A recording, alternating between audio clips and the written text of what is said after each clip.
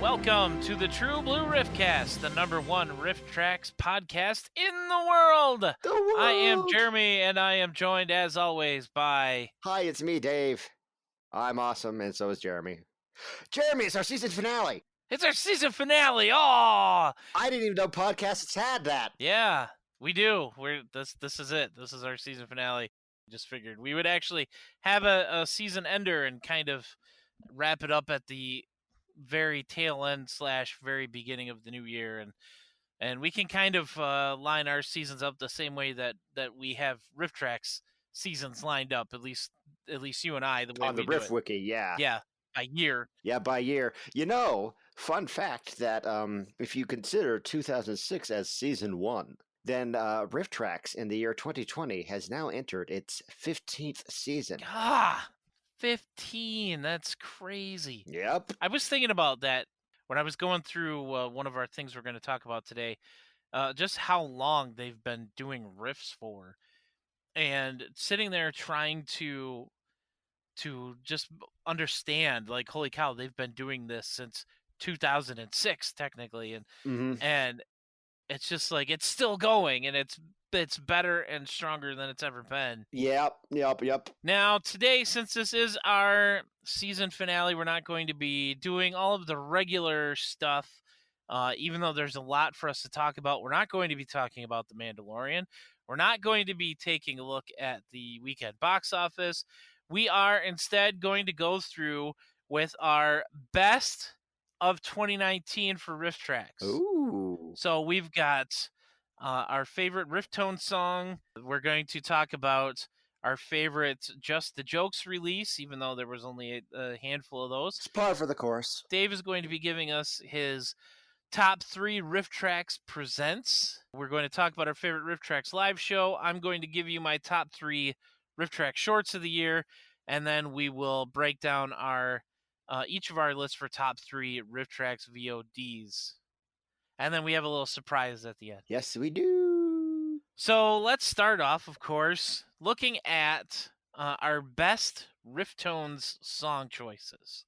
Now, we got one song for each of the live shows, and we got a song for Feeder's 2, Sleigh Bells. It's a Feeder's Christmas, featuring Bill Corbett's entire family, which was really cool. Yeah, that's pretty fun. And that was almost my pick for Song of the Year.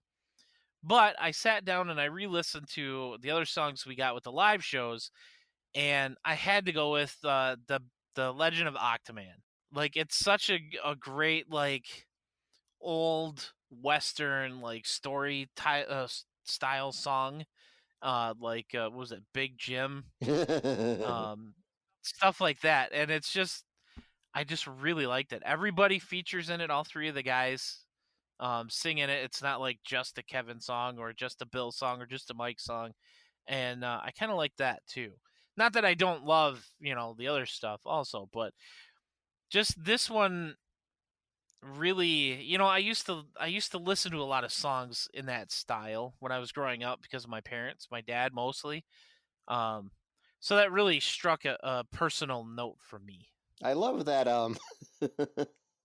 I love that the RiffTones for us, they're like the Beatles in that we can like identify Mike songs and Kevin songs and Bill songs at like how there's like John songs and Paul songs and Ringo songs and George songs.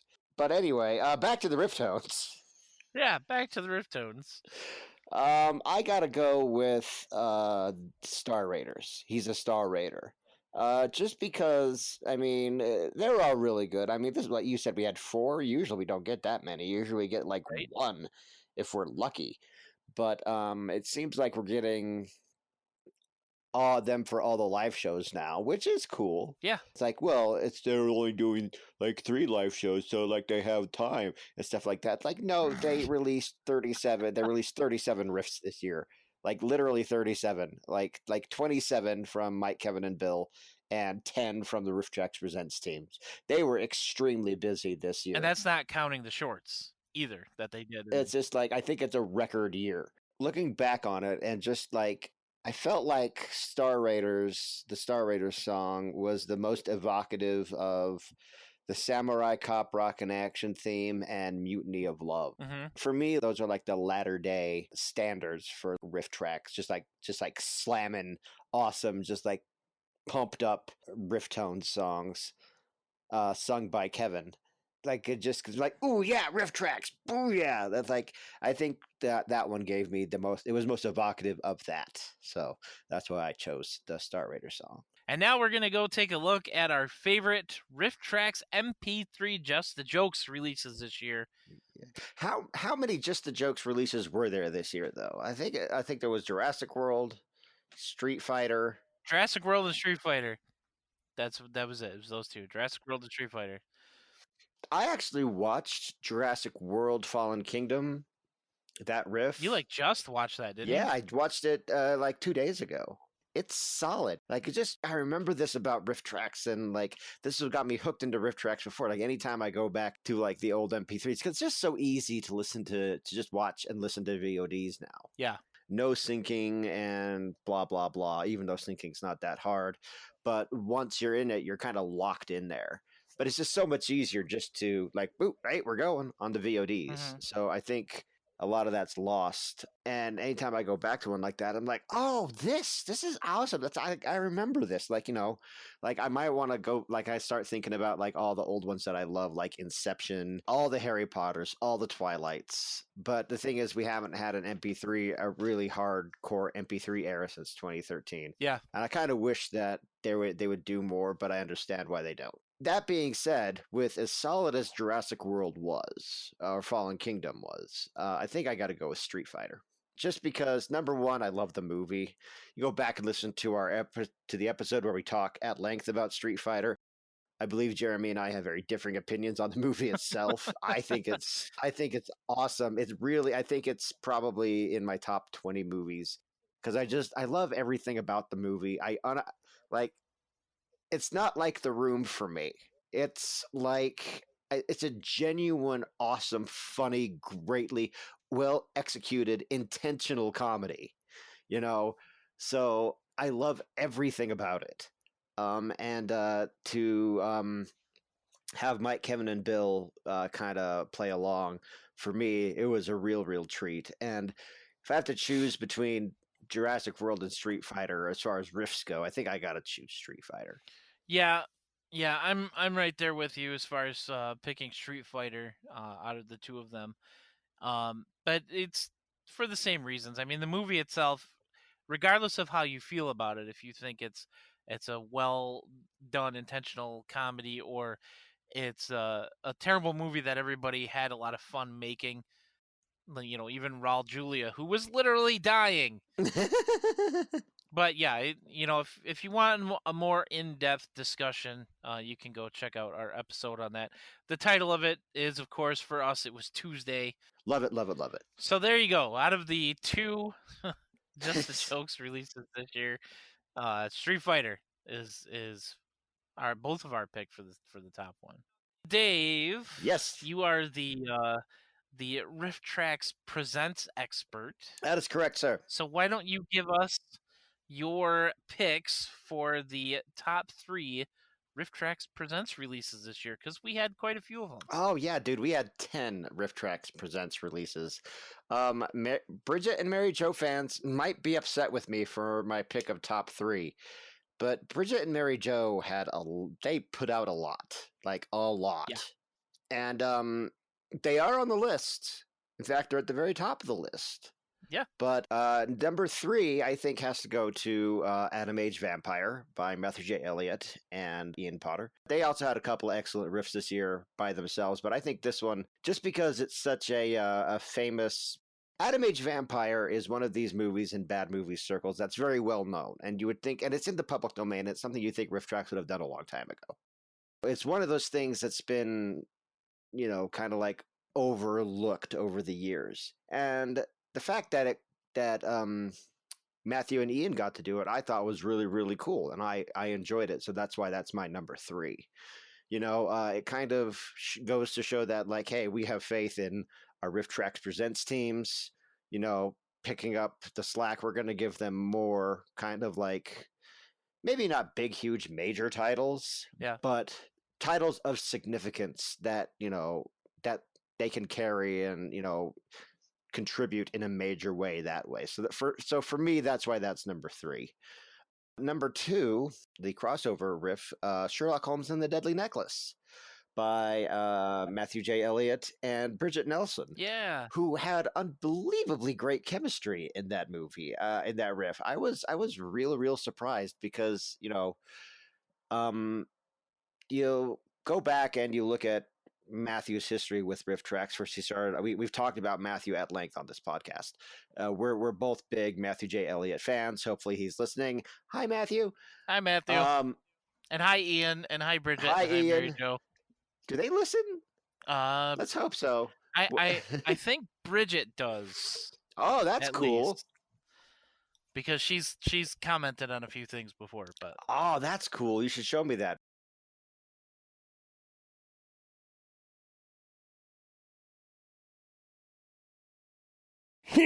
Hi, Bridget. Welcome back from the edit, everybody.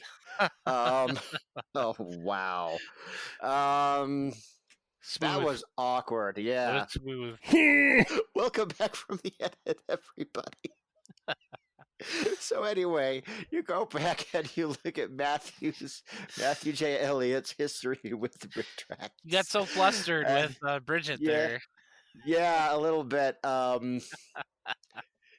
And he if you want to know what he said, go sign up for a Patreon and it'll be there. That'll be hilarious. Patreon.com/True Blue Riffcast.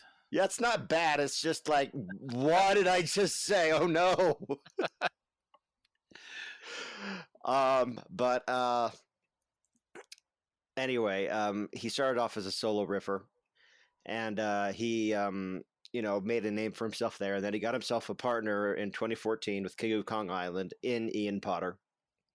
And those two developed a rapport, which I think elevated Matthew's game significantly. It would never come into your mind that he would seek out another riffing partner because he's got Ian. And you would never, ever in your wildest dreams think that it would be Bridget Nelson and Matthew J. Elliott. Oh, no. Like, what? That's weird. It was such a shock. It's so weird. Such a shock when that came out. Such a weird team up on paper. But we got it. And it's just like, oh my gosh, this is like one of the best riffs I've ever heard. Like, this is amazing. They are killing it. So that kind of opened up opportunities for going into what I am calling the RiffTrax Presents of the Year. Number 1, the 4-way crossover between Matthew J. Elliott, Ian Potter, Bridget Nelson, and Mary Jo Pehl, the last woman on Earth. They may not have had the greatest subject matter to work with, but the idea that these two teams came together and collaborated on something, that's just like amazing to me. And I just hope that there's more of it. And that's why I'm putting my number 1 spot for The Last Woman on Earth. So, just so that we can keep making the RiffTrax Presents brand even stronger. Because I feel like this year, RiffTrax Presents had its best year that it's ever had. It had 10 releases. They've never had that many before. 2 crossovers. Okay. I just feel that if RiffTrax is to survive, it needs to grow, and it has been growing as far as content goes. They don't just do Mike, Kevin, and Bill stuff. And Connor and Sean are recording. I think their first short here shortly, or they've already done it, or something like that. They recorded their first 2 shorts. Oh wow, that's okay. So hey, we got that to look forward to in 2020. So hey guys, yes, the Presents brand is growing even more. Now we just need Cole and Janet to come back. Yeah, they will. I've actually talked to Cole about it. He just said he's just real busy. Oh, I know he is. He's always doing shows and stuff. Mm-hmm. With Sketchfest, and Janet's out there being a freaking A-list superstar and everything that she does. But hey, we'll take what we can get from them because we love them both. Yes.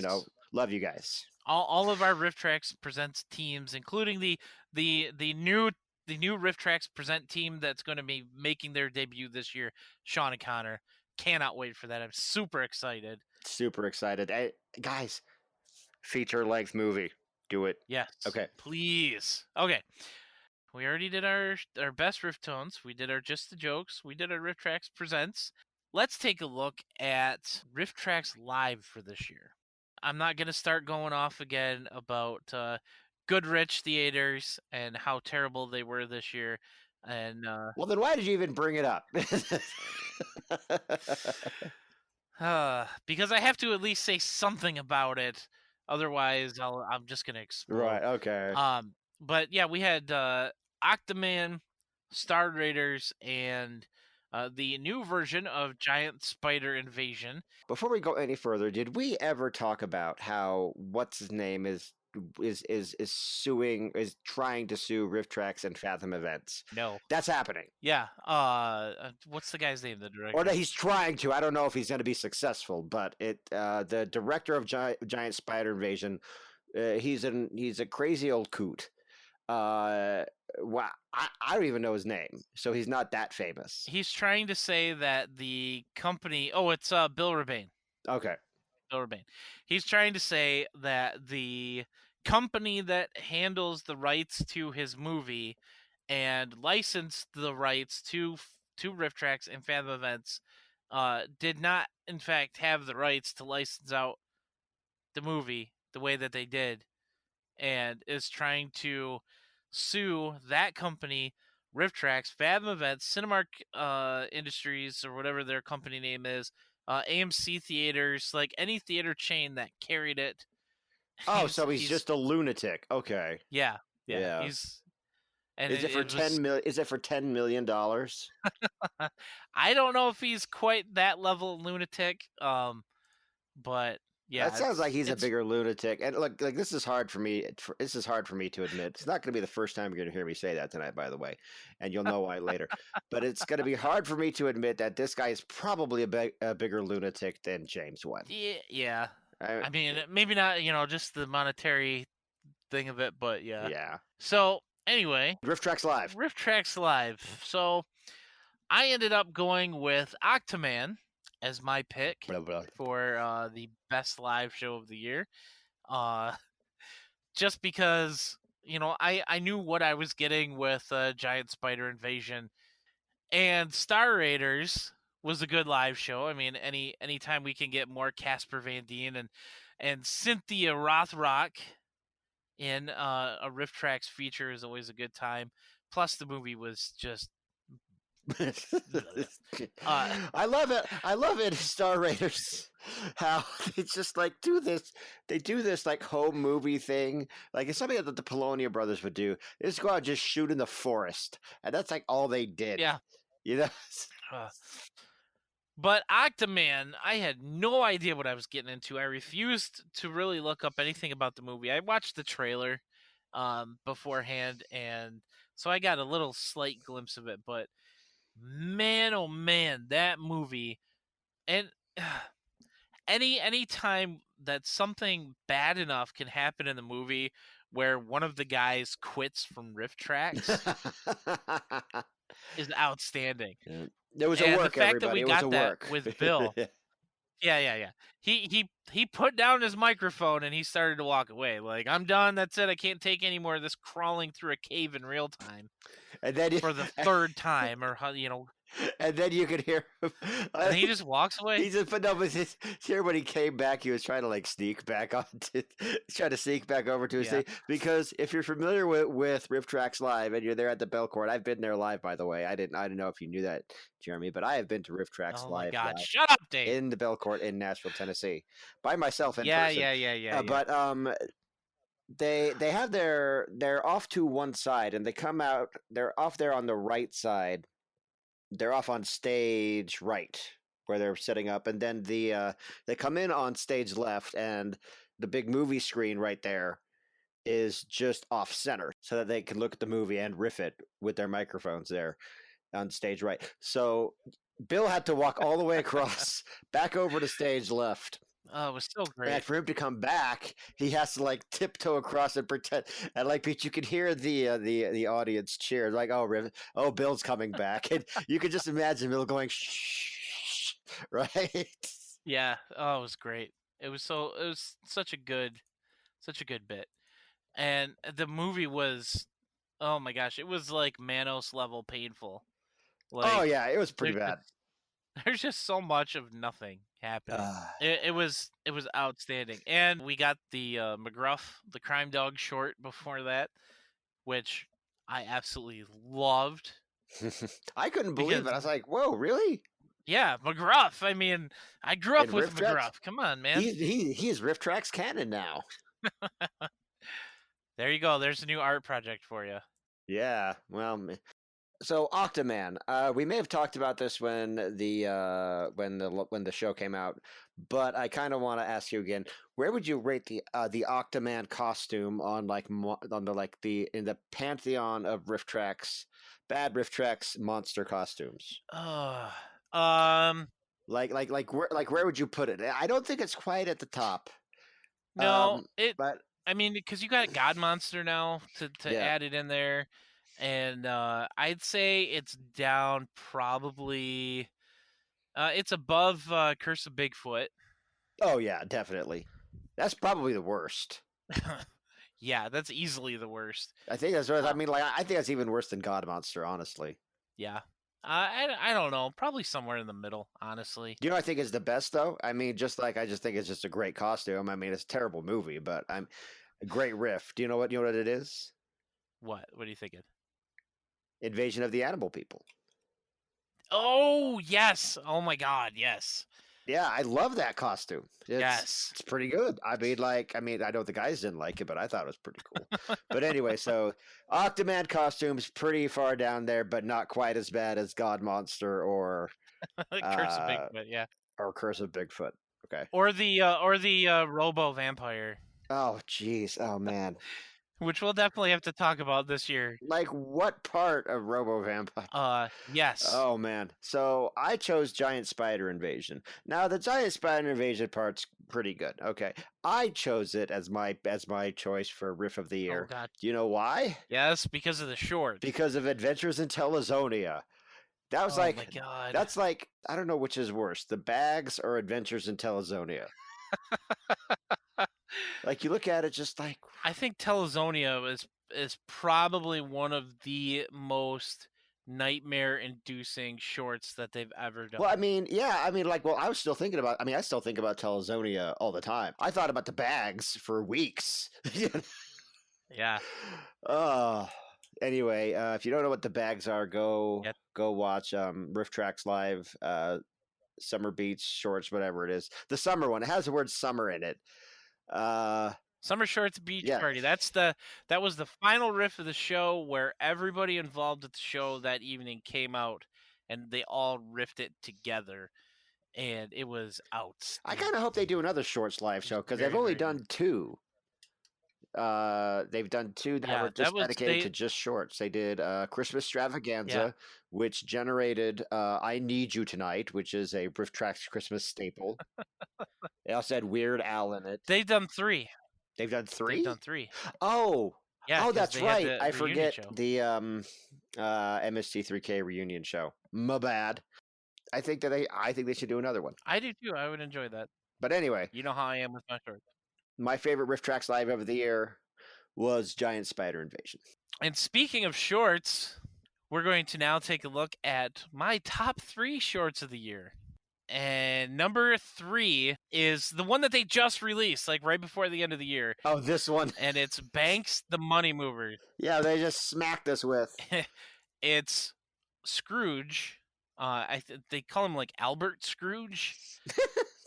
And Jack Marley, I think they changed his name to. I don't know why they changed the names like that because I mean, yeah, there's no need to. They're public domain. What the hell? yeah.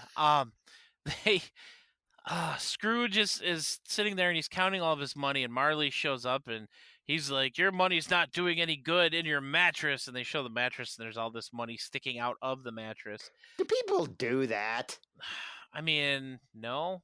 I mean, maybe some really crazy, really super rich people might have used to do that years and years ago, but Marley tells Scrooge that he's going to be visited by the spirit of banking. Because that's a thing. And this guy shows up in a really bad suit, and he's there to convince Scrooge to sign up with a savings and a checking account in his local bank.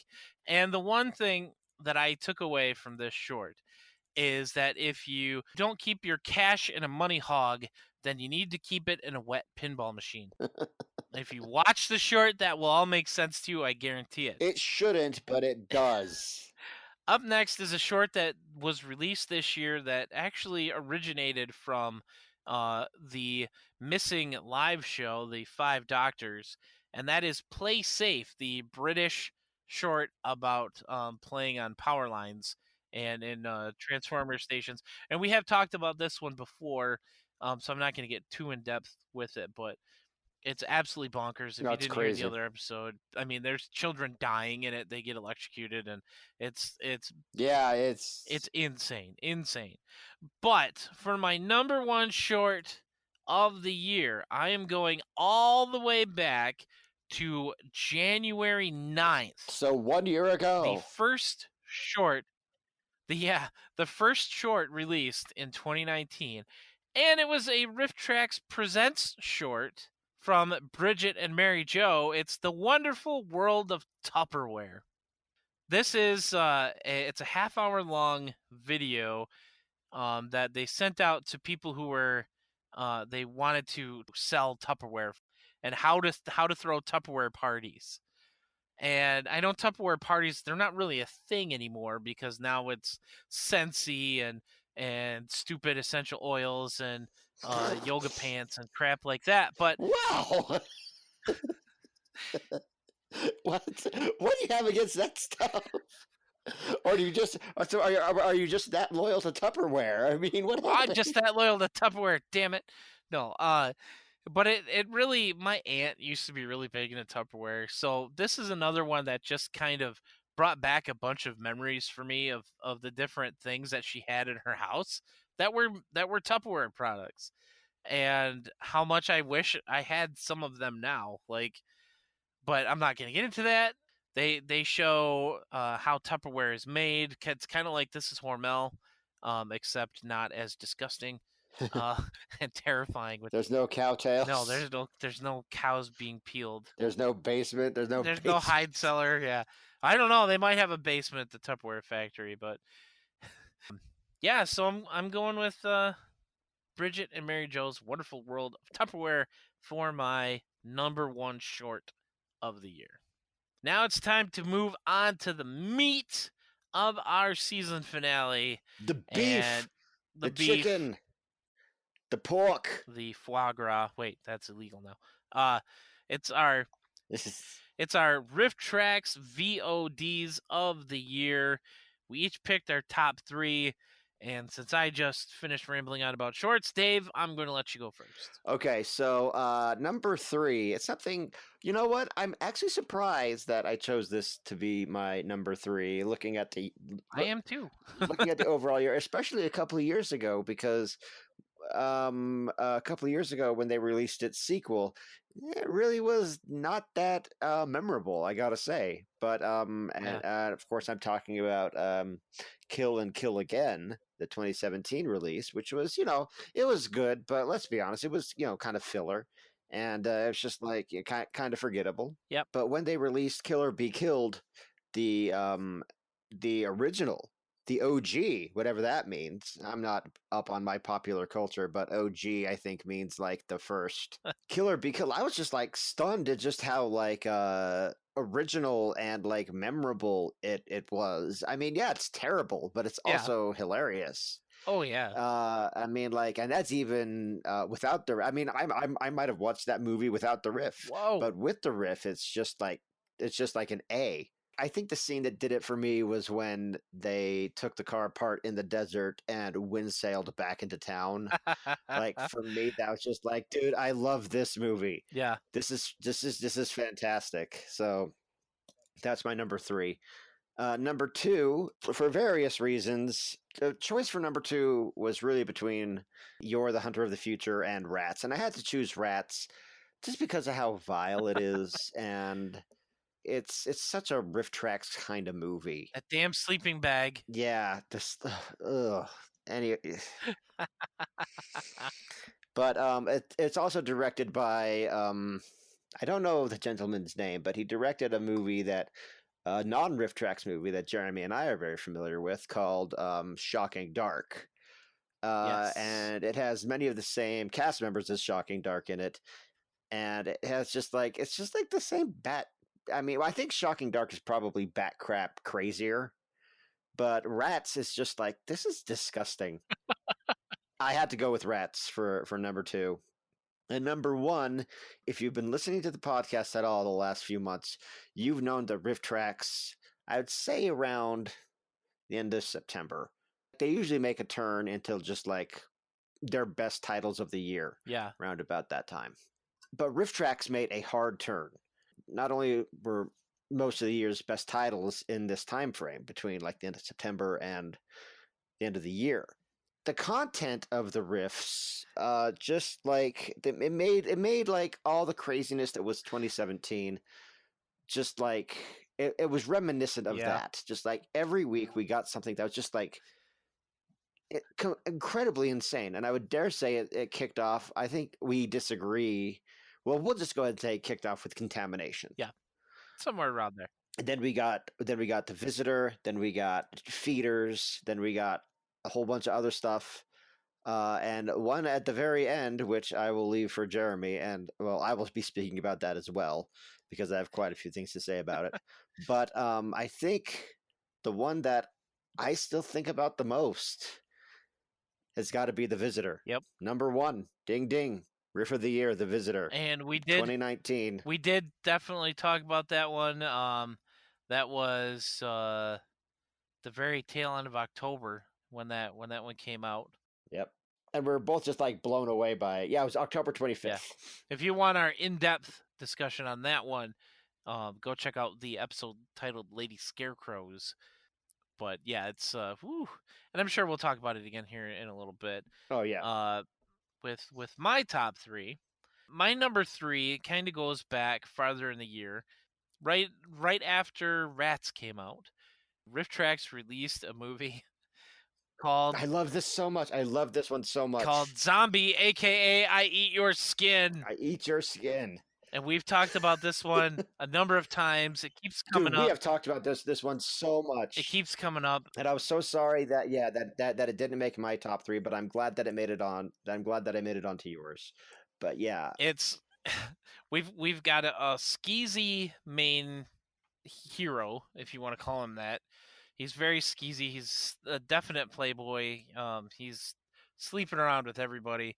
We've got zombies that we've talked that don't actually. I just want to start talking about the movie like in depth again now, but we've got zombies that definitely don't ever eat any skin. I don't even think that's ever even brought up.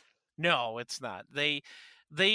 It was part of the marketing for the distributor. There's a story behind that, yeah. Yeah, and we did talk about that. I know we talked about it because we brought it up, yeah. It sat on the shelf for 20 years. Yeah. They paired it off with another zombie movie that, from what I understand, is also titled just as misleadingly as this one.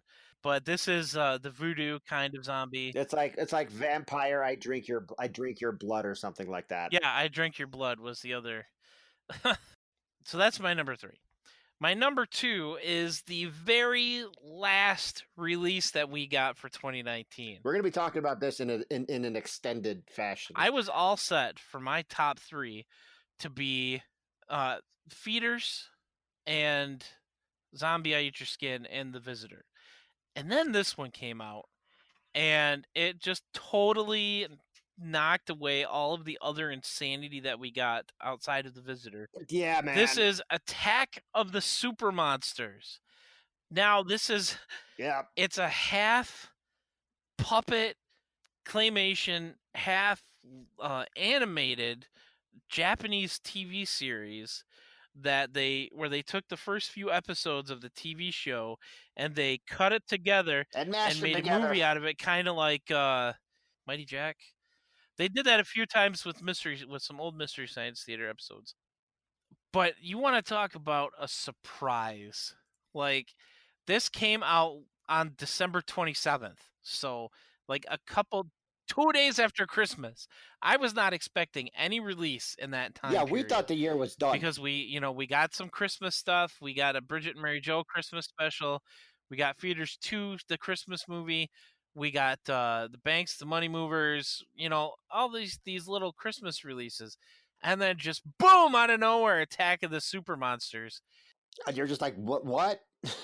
Yeah, like Dave sent me a message and he's like, "You already bought the new release today. I didn't watch the preview or anything." Because Dave does that. There's a release and he just clicks buy. He doesn't even like read what the title is half the time. And I don't. I looked it up It's true. because I hadn't even heard that there was a release yet because I was busy, and we were both like, "Wait a second, what is this movie?" Like, Like, what? What? because I watched the preview and I'm just like, Dave, this is half. It's like half animated and half. It's really, really, really messed up. See, no, I And was he checked it on. out. Yeah, I was on. I don't want to say I was on the road, but I was out of the house, and I was like, what are you talking about? Because I wasn't able to watch the preview because I was out. And he was like, it was like, WTF is this? And I was like, it's a new release. He's like, no, this is insanity. And it's just like, oh, and I was like, oh, you're full of it. It's just a preview. Like, how often have we said that to each other? Yeah. Like WTF is this? I mean, it happens. It's a regular occurrence. So it's Well, like especially in the back means half of very little. 2019. Yeah, it means very little. WTF is this? It's just even. But then I saw it. I was just like, wow, this is something that literally they've never done before. Yeah. It's just. And really, it's the kind of stuff that I wish that they would do more of this experimental stuff. Yeah. So the show or the movie, whatever, is about dinosaurs reappearing on Earth, and they're being led by a T-Rex, and Who sounds he's like commanding. He sounds like Goldar. yeah, he sounds It like might have been the same person who did the I name of would Goldar. I not don't be know. The voice of surprised. Goldar, but welcome back from the edit, folks. So it's not Goldar. It's not Goldar, but one of the voices was the guy who did Leonardo in the Ninja Turtles cartoon. Oh, This guy did a lot of stuff. He did a lot of stuff that a lot of people would recognize him from. okay. Yeah, so dinosaurs are back. Yeah, and there's a team of 4 heroes who are fighting, and we have Jim Starbuck, Jen Starbuck. Yeah, that never gets confusing. Some fat clumsy guy and a scrawny scientist who looks like a bug man. I don't know. He's at Egon. Yeah, he's not anywhere near as cool as Egon. No way. But we find out towards the end of the first part when they're fighting these red demon dog things that the Tyrannos Yeah, that's weird. made. Tyrannos comes up to fight them, and they are half cyborg people, and they combine together to make the character named Gemini. Yeah. Gemini, and they can only stay combined for like 3 minutes, and then It's hard to even describe without like what? yeah, or they'll die otherwise. I don't know. I don't understand it. Yeah. Although they're never in danger of that. No, Like they ever. they think they did after they merged for the first time, but yeah, it's the whole thing is just insane. Like they have vehicles. The vehicles are models, so they're real tangible things and not animated. The demon dog things are animated. The cities are not animated. The people running through the streets of the cities are animated. The dinosaurs are either puppets or man in suit or claymation stop motion animated. I have like a brontosaurus that looks real bad.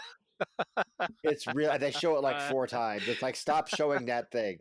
It's horrible. It looks like a 10-year-old made it out of Play-Doh, and then they just like, oh, thanks, Johnny. Now we're gonna use that in our movie. Yeah, Attack of the Super Monsters. If you have not seen this movie, Please, Dude, for the it's love of God, insanity. for the love of God. Honestly, all of the movies that came up from Contamination until that movie, just watch them because you're Yeah, not going to believe what you are witnessing. I mean, martial law is, in there, and that's just kind of like a normal, kung fu movie. Cynthia Rothrock, David Carradine are both in it. It's a good riff. But nothing compares to Contamination, The Visitor, Feeders, and they're all their own kind of insanity. yeah. Like, Robo Vampire, Feeders oh yeah, 2, and Attack of the Super Monsters. yeah.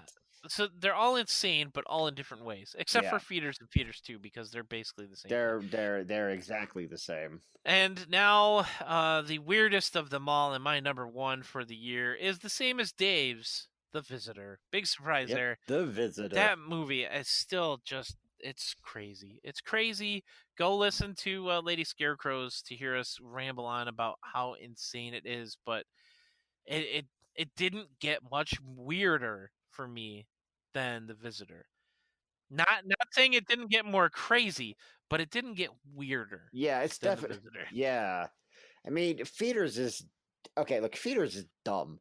Okay, like can we just be honest about Feeders? I'm not saying it's not a Yeah, great riff, but as a movie, yeah. it's just stupid. You know, And it's the like second one is this is more the same, except for yeah, it's because well, they yeah, actually retell the story for like 20 minutes of Feeders 2 as yeah, just the guy from the first one telling everybody what happened in the first one.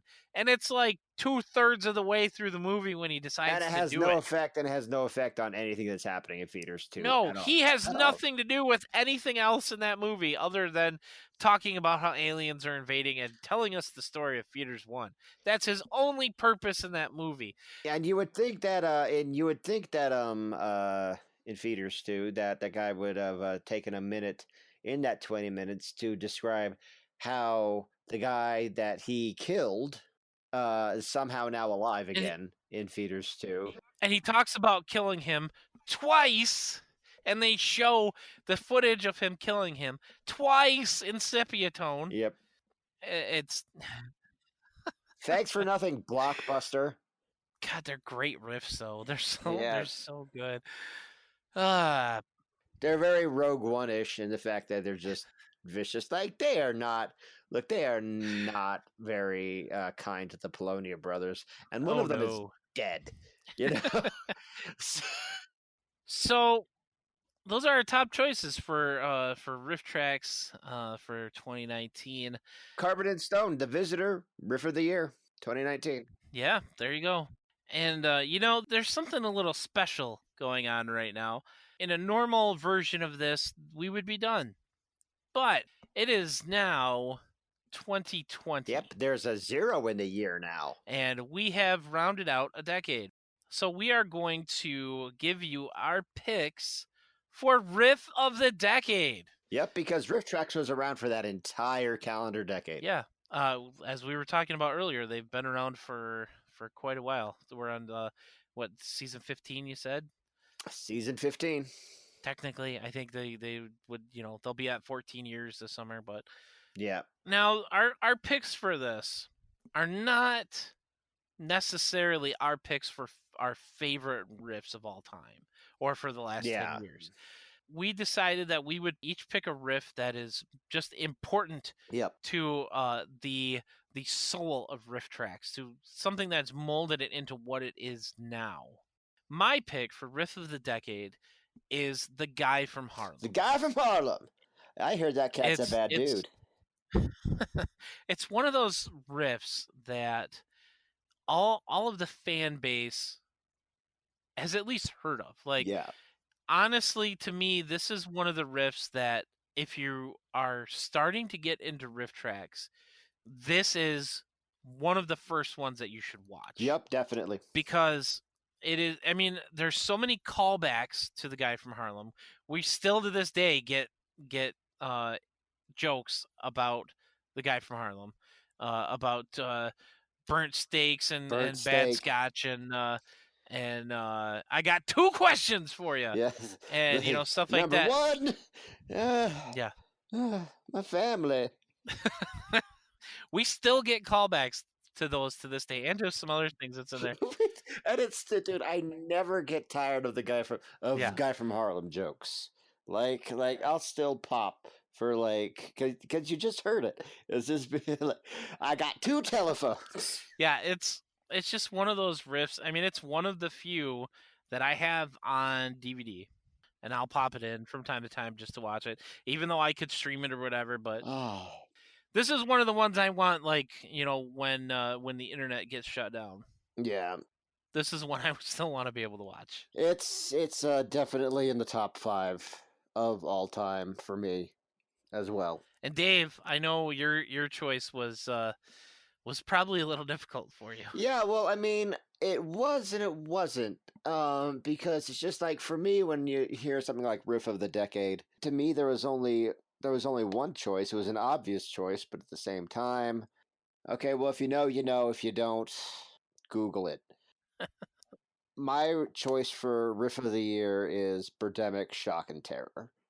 It is one of my it still is, even after everything that happened. Still one of my favorite riffs ever. It's a great riff. It's and here we are. It came out in let me just see. It came out in I believe February of 2011, so almost 9 years ago. And it's the first one that I remember just like busting up hysterically at just the preview.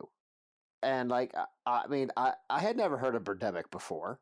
I was just like, what is this? And then like I distinctly remember the joke that that like I just completely lost it on in the preview, and it's you know when the little girl is under the car Yeah. and Rod is trying to coax her out by saying, "Oh come on, I'll protect you," and then the girl says, "No, the birds will bite me," and then Mike says, "Oh, birds don't have teeth, you stupid idiots."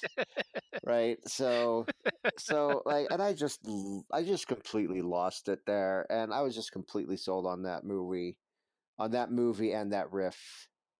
And here we are, and it's just like it formed. I mean, like RiffTrax at that point had been around for 5 years, Yeah. and its identity at that point was very much centered around blockbusters. The Star Wars prequels, and at that point, to a lesser extent, Twilight. So, and I dare say Transformers. Yeah. Birdemic, I think, opened up. I mean, because a couple of years before the Room came out, and it was a big success. But I think this is like the other side of the Room, where it just kind of like formed because RiffTrax at that time was just you had Highlander after that and the Karate Kid Part 3, and then Star Trek II: The Wrath of Khan in April 2012. And then about a month and a half later, you had the Crater Lake Monster, and that began the sort of big kind of transfer, not transfer, but more of a shift into VODs with Crater Lake Monster. So Birdemic came at the very end of the blockbuster kind of phenomenon that RiffTrax had been around in. And it kind of like opened the door for things like Buffalo Rider, I would dare say. Um, just like maybe even Ghost House and some of the more like super bizarre kind of titles that would immediately follow.